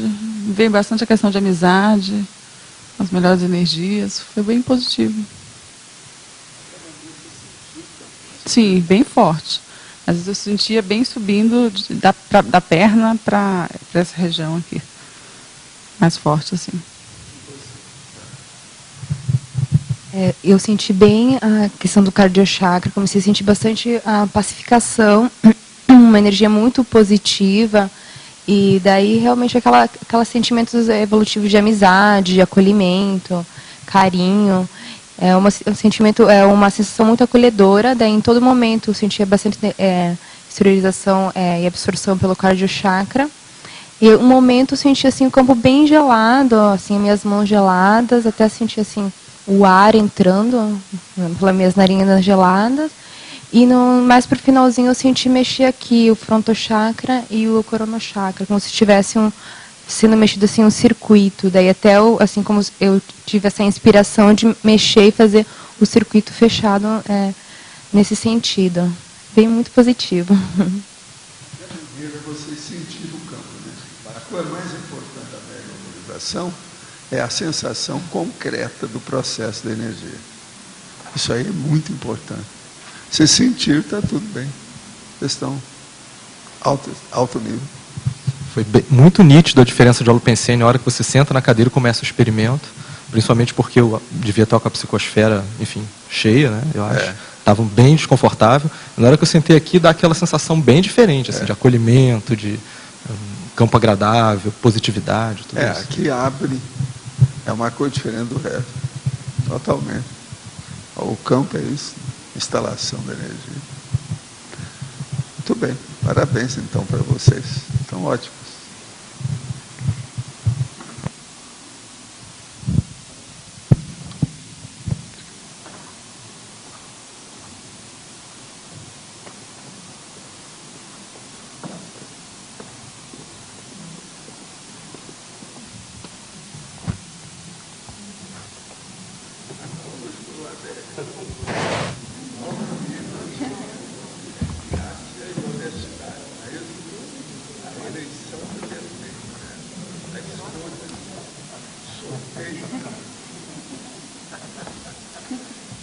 Agora veja, a vida lá, de olho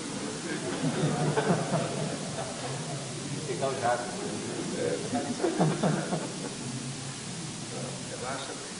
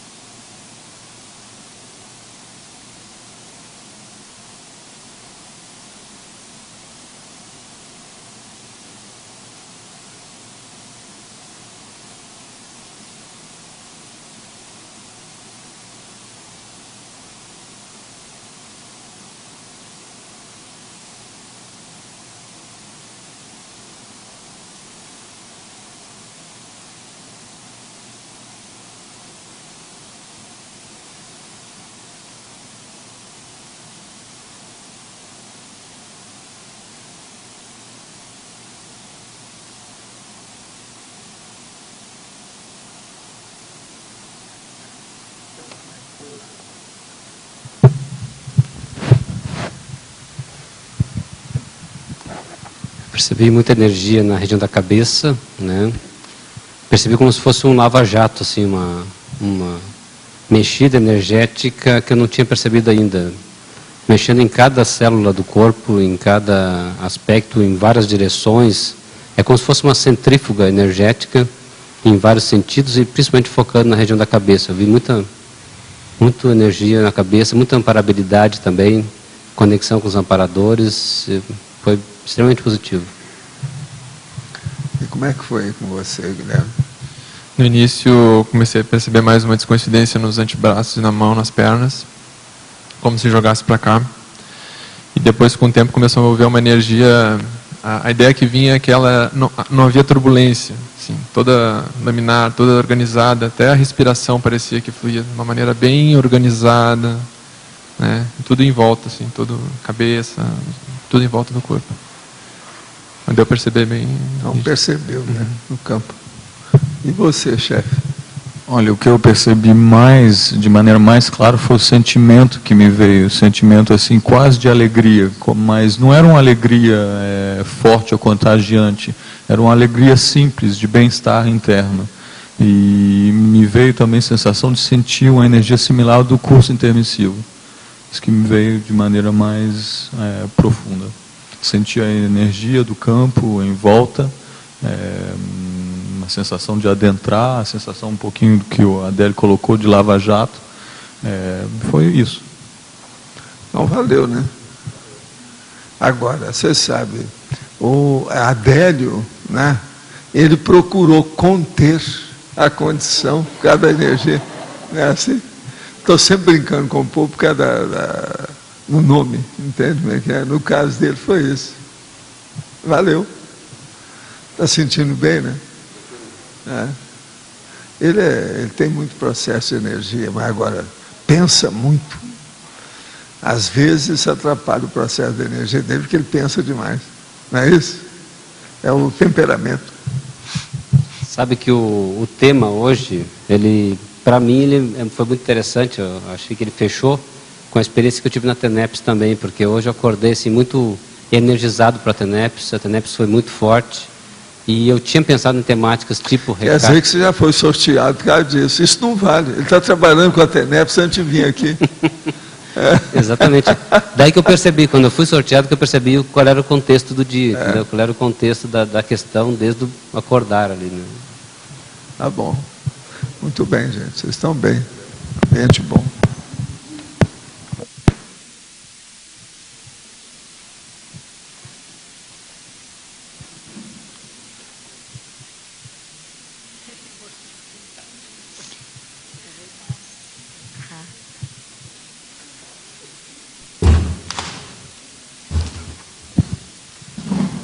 Felipe. Mas então, como é que vocês foram? Tiveram muito recato para participar do campo? Professor, ou não? aqui. Você chegou a perceber a presença de algum extraterrestre? Como assim? Um ET. Chegou a perceber isso hoje aqui no campo? Não. O que eu vi foi o processo, eu estava pensando isso desde o primeiro tempo. É o problema da, vamos dizer, concretude dessa experiência com as energias.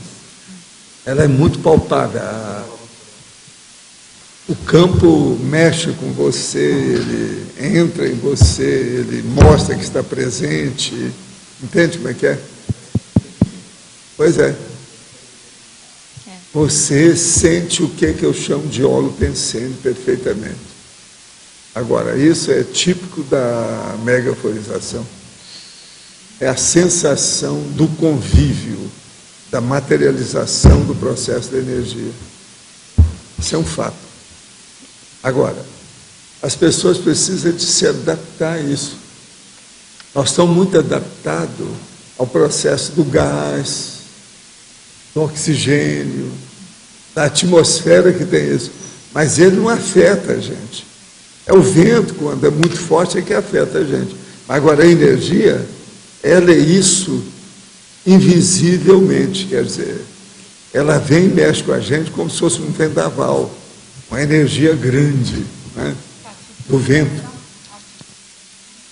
Não, mexe em tudo, por dentro, por fora, de todo jeito. Isso é que é importante aí no caso. Agora, eu penso que esse nível de que a pessoa acusa essa realidade, que ela percebe e ela depõe sobre o processo, é que é o nível de sensação, de acuidade, de participação dentro do campo. O que você queria? Fazer uma contribuição aqui, já que eu fui intimado. Eu vi ali que na ciclologia se coloca ali da libertação grupo kármica. Eu lendo o verbete aqui, eu vi como é importante esse tema também para a fase de recomposição, né? Eu até queria, se puder comentar. A recomposição da interprisão grupo kármico é muito importante, o recado. A pessoa se colocar numa posição mais ou menos favorável, de convívio, de afabilidade dentro do processo. Tudo que era contra, negativo, agressivo, etc., isso tudo ficou para trás. Eu não sei aonde que encaixaria aqui, não sei se, mas acho que é uma fase importante.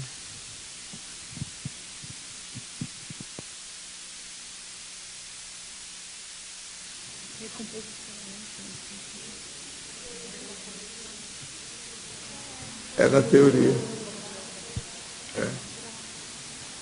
Agora, Rosa, o que você queria? Não, queria só entender, quando o Adélio estava ali, assim, o segundo, parece que deu abriu a minha cabeça assim no alto, assim, a sensação de abrir a cabeça, e depois eles começaram, a sensação de terem aparafusado uns parafusos soltos que estavam aqui.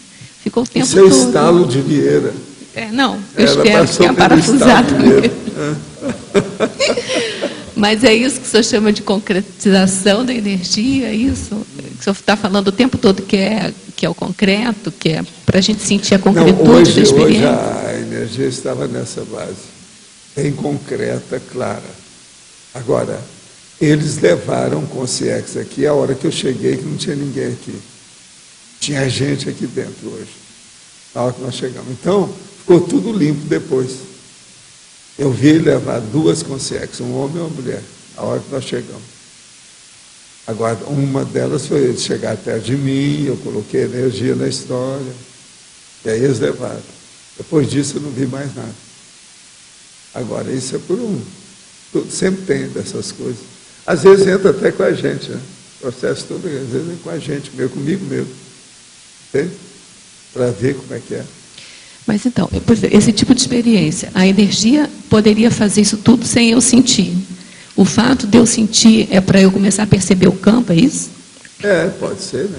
É uma pode ser. Saída, né?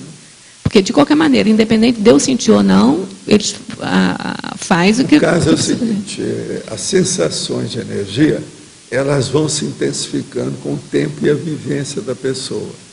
Chega num ponto que aquilo começa a criar definições claras das manifestações. Então, as manifestações vão ficando cada vez mais concretas, palpáveis, óbvias, e a pessoa começa a definir os tipos de manifestações. Isso, então, por exemplo, essa mega euforização. Uma das coisas que ela mais ajuda vocês, e muita gente ainda não pensou nisso, é na classificação, identificação e exame pormenorizado da própria sinalética. A mega euforização ajuda o desenvolvimento da sinalética de vocês. Isso é um fato. Agora, a turma ainda não pensou muito nisso, que eu não vi ninguém falar nisso. Quantas nós já fizemos até agora, ninguém falou nisso. Entende? Mas ajuda, devido ao processo da concretude da própria energia, a densidade, a intensificação da energia. Então, a materialização do fluxo da energia, isso aí, com o campo que está instalado agora, não tem jeito. Uma outra coisa, uma pessoa que chegar aqui perto, na hora que o campo está instalado, e ela não sentir nada, essa está doente, bem doente. Isso é a pior doença que tem, que é o processo de faltar tudo. É pior do que anemia, hipotensão. Você está entendendo? No primeiro campo, eu senti alguém me tocando aqui. Entendeu? Eu abri o olho assim, falei, uma mão boba. Alguém me tocando aqui. Se não eu é abri o o olho assim, atrás, está tudo bem. Pois é, eu Mas abri o olho para meio, ver se a pilar tinha escorregado aqui. Aí no segundo veio para minha cabeça, ainda bem que é parafusaram, né, professor? Professor, eu queria saber se essa megaforização ela vai se consolidando, assim, mesmo quando a gente não está. Eu estava outro dia num voo, nem estava lembrando que era quinta-feira, e na hora eu senti. Aí eu falei, não, peraí, hoje é quinta. Aí eu senti o que eu sinto aqui. Quer dizer, então, que eles estão de olho em você. Eles não esqueceram, você esqueceu. Vergonha. Tem alguma falha nisso aí, não tem não? Probleminha de memória. Não tem alguma lacuna nessa história? É capaz de ter, né? Olha bem, eles estão ajudando você. Eu te falei, né, que ela tem muita energia, muita coisa, está levando a coisa séria agora, estudando muito e tal.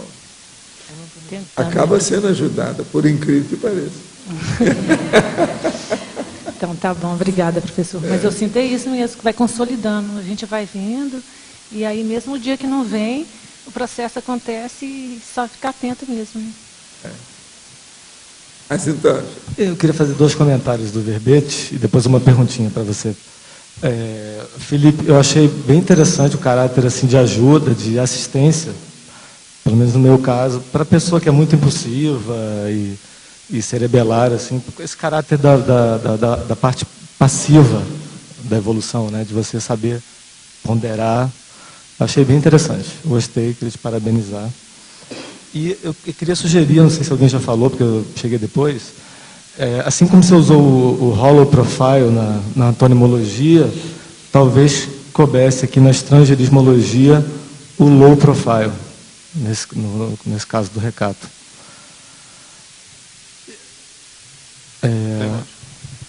E aí eu queria comentar 2 coisas, Valdo. Uma que você falou da ponderabilidade, da tangibilidade da megaforização, né, que a gente sente. Eu sou um cara que eu não sinto muita energia assim de fora, sempre tive dificuldade, assim, e no dia que eu fui aí, realmente foi uma coisa, talvez a coisa mais concreta que eu já tenha sentido até hoje, externamente. Foi uma coisa marcante para mim. E outra coisa que me ocorreu de perguntar é o seguinte: quando o pessoal submete para você os temas dos verbetes, você seleciona, você hoje mesmo comentou que se você der para 10 pessoas diferentes o mesmo tema, as 10 pessoas vão escrever coisas diferentes. Como é que você consegue ter essa certa segurança de que... Porque você, obviamente, dos seus critérios para dizer que pode ser escrito aquele tema, para não ser uma coisa muito redundante com algum outro que você já tenha trazido, que você já tenha escrito, né? Como é que você consegue? Você consegue tem as nuances assim, os flancos, os lados, as facetas da abordagem. Isso varia muito.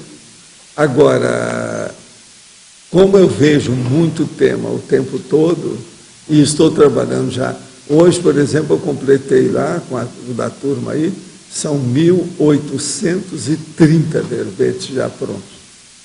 Entende? Então, isso dá uma extensão, uma ideia muito grande do assunto. Eu agora estou aperfeiçoando aquilo que eu falei para vocês, que eu queria levar para 50. Eu já tenho até agora 37. Eu já fiz.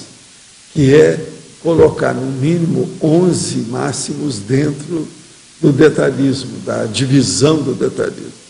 O que não é fácil, isso aí exige muito. Agora, eu tenho feito os últimos verbetes todos mais ou menos com 11, alguns deles. Então, eu já consegui levar para 37. Faltam 13 dentro aquele plano, projeto que eu fiz para chegar a 50. Isso expande o modo da abordagem dos verbetes. Mas é um crescimento, é ascendente, é algo mais, é um plus, entendeu? É mais um upgrade. Mas nessa questão específica dos verbetes que são submetidos por outras pessoas para incluir na enciclopédia... Pois é, eu sei pelas minhas coisas o que eu tenho. Agora você tem que lembrar que tem centenas de temas. Sim.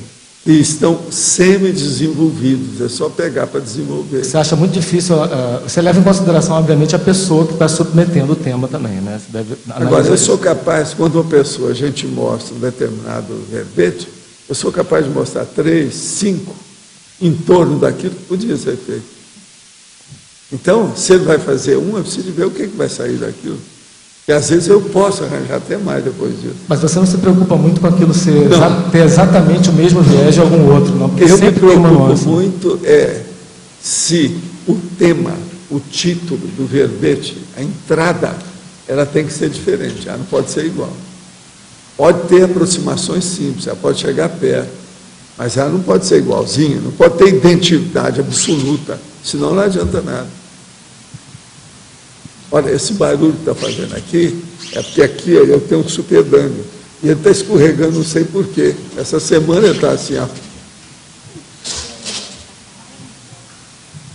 Se te pôr alguma borracha, alguma coisa aqui em cima, é o jeito. Professor? Para mim, por causa da pisar lá na amora, pega, você sabe, isso é um óleo. Adélio um óleo. aqui, à sua esquerda. É mais do lado direito. Ó. Sua esquerda, professor, aqui. Adélio. Sim. Aqui em cima. Uma pergunta lá para o Felipe, uma sugestão até. Na colegiologia, o colégio invisível da interassistenciologia, devido ao caráter interassistencial do recato. Okay. E uma pergunta, professor. Quando o senhor comentou da questão de certa forma, de se conter ali, né? Qual é a sugestão que o senhor dá para essa abertura maior? Não, porque para ver o processo do relax, a pessoa, às vezes, tem que chegar num nível de equilíbrio. Ela não pode estar afobada, não pode estar, assim, impulsiva na hora, nada disso, né? Então, a Adélio conter, tem que conter, né? Tem que segurar a barra, porque senão ele não sente nada. É bem de acordo com o seu nome. Mas eu percebi bastante ali o campo. Agora, não, você estava tranquilo, bem tranquilo, bem de acordo. Outra coisa, foi muito fácil trabalhar com a turma aí hoje. Sabe? Domínio absoluto. Agora, também com essa energia desse nível, lógico, até eu sim. Você está entendendo? Porque o negócio é muito palpável. É bem óbvio, sabe? E outra coisa, não tem meio termo, não precisa de pré-requisito, tudo funciona limpo, aberto de imediato. Isso é muito sério, entende? Agora, ó, eu agradeço vocês não ficam pensando que isso aí se deve a mim, não é. Porque aqui nós estamos fazendo um negócio praticamente coletivo, é grupal. Vocês têm participação nisso. Agora, algumas das pessoas, elas são naturalmente pró-ativas para o processo. Por quê? Elas querem participar. Não estou fazendo questão de ver se vão ser sorteadas para aparecer. Isso já é meio caminho andado, elas já estão muito proativas. Entende como é que é? Agora, de modo geral, todo mundo aí está participando disso.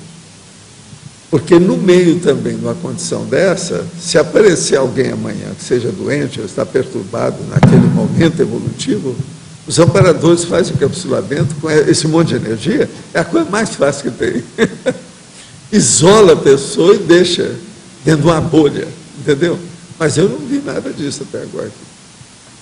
Agora, o dia que precisar, pode estar certo. Eles fazem isso com o pé nas costas, na hora. Pode estar certo. Gente, então, os nossos comerciais, por favor. As pontuações da tertúlia de hoje foram 92 assinaturas no livro de presença, 21 perguntas presenciais, 15 perguntas respondidas online, 39 votos presenciais, 11 votos online. Hoje temos 5 recados. Neida, Semana da Reeducação Consciencial, Reaprendência, Lorela, Chamada de Trabalhos, Congresso Invexis, Alcira, Côncios, AMI, curso 40 manobras, Alexandre, ginástica laboral e energética. E antes, Eduardo vai falar sobre amigos da enciclopédia. Pessoal, boa tarde a todos. Nós estamos divulgando aqui esses 8 primeiros volumes da enciclopédia da Conscienciologia. Nós ainda não temos um preço final, tá certo? Provavelmente amanhã a gente consiga divulgar para vocês aqui o valor final. Estamos em negociação neste momento com a gráfica, para ver se a gente consegue um preço um pouco melhor do que a gente teria aqui com a produção aqui no Holociclo, que foi o valor de R$ 700 que a gente já divulgou aqui para vocês. Essa lista está passando aqui durante a tertúlia, né? Quem está fora da tertúlia pode mandar um e-mail com o nome e não esqueçam de colocar o telefone, tá? Então, o nome e telefone para que a gente possa fazer posteriormente um contato. Com relação ao programa Amigos da Enciclopédia, a gente gostaria de convidar aquelas pessoas que ainda não fizeram a sua inscrição no programa, para fazer a sua inscrição e contribuírem com o trabalho da Enciclopédia da Conscienciologia. Quando ela se torna amiga da Enciclopédia, ela leva para casa, através da internet, o Holoserver, que é o site de pesquisas da Enciclopédia da Conscienciologia. Então, através de comandos de busca, ela consegue fazer uma pesquisa sobre temas, qualquer tema da Conscienciologia, em várias obras, vários tratados de Conscienciologia. Então, a inscrição é R$ 720, a pessoa pode pagar em até 12 vezes de R$ 60 na recepção do CAEC, ou também através do nosso site www.enciclopediadaconscienciologia.org. Obrigado. Boa tarde a todos.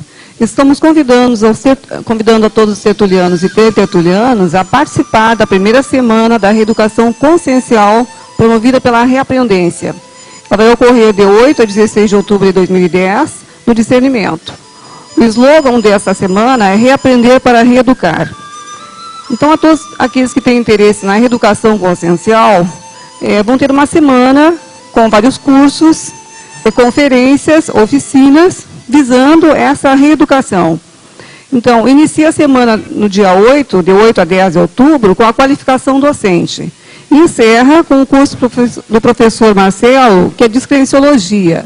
Então, lembrando a todos os interessados, quem quiser participar, deverá realizar a sua inscrição, mesmo naqueles eventos que forem gratuitos, porque além desses cursos previstos, há também palestras gratuitas, com diversos temas sobre educação.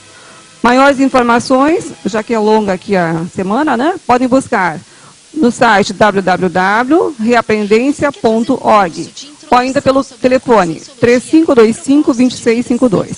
Estão todos convidados. Boa tarde a todos. Se você tem algum trabalho que queira publicar para o Congresso de Serenologia, que será o primeiro lá na Aracê, e também o 9º Congresso de Invexologia, aproveitem para mandar. Os trabalhos para o Congresso de Serenologia estarão sendo recebidos até dia 30 desse mês, setembro. E o Congresso de Invexologia vai estar recebendo os trabalhos até no dia 8 de novembro. Então, aproveite essa oportunidade para debater essas temáticas junto com 2 ICs e 2 temáticas relevantes, que é a Serenologia e a Invex. Qualquer informação, basta entrar no site da Aracê ou então no site da Sinvexes. Então, da Aracê é www.aracê.org ou então da Sinvex, www.asinvex.org. Obrigada. Boa tarde. No dia 10 de 10 de 2010, a Consus estará iniciando uma nova turma do Fundamentos da Conscienciometria. Neste curso, aborda-se questões sobre o temperamento, a identificação do trafor, trafar e trafal e mega mater pensene pessoal, escala evolutiva das consciências e, no final, a pessoa tem uma visão global e inteira de si mesma através do ciclo autoconscienciométrico. Maiores informações e inscrições na recepção do CAEC. Obrigada. Boa tarde. Eu gostaria de convidar a todos os tertulianos e os teletertulianos a participarem do curso 40 Manobras Energéticas, que ocorre aqui no CAEC nos dias 27, 28, 29 e 30 de dezembro. Esse curso é ministrado pelo professor Epicom Mário Oliveira e objetiva o exercício das manobras energéticas básicas para fins interassistenciais. Esse é um curso sem pré-requisito, Quer dizer, ele beneficia tanto as pessoas que não têm muita prática com o uso das energias, como aquelas já mais profissionais, digamos assim, já mais veteranas, para estar aprimorando essa manobra, essa facilidade, esse desempenho dela. Então fica aqui o convite e as inscrições são feitas na recepção do CAEC. Obrigada e até lá. Para maiores informações, www.apexinternacional.org.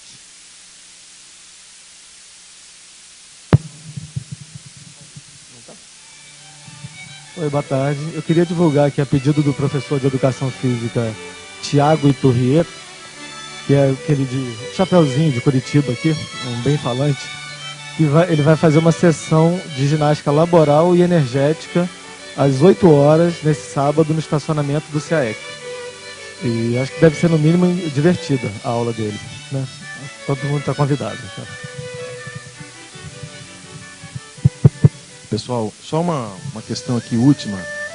Nós estamos com um preço final da enciclopédia dos 8 kits, aproximadamente R$700 e com muita dificuldade de baixar esse valor. Então, como nós estamos aqui sondando o grupo, né, porque não é uma ideia de vender a enciclopédia ou de vender os livros, seria mais para as pessoas interessadas, para ter esse material em casa, material de pesquisa, impresso.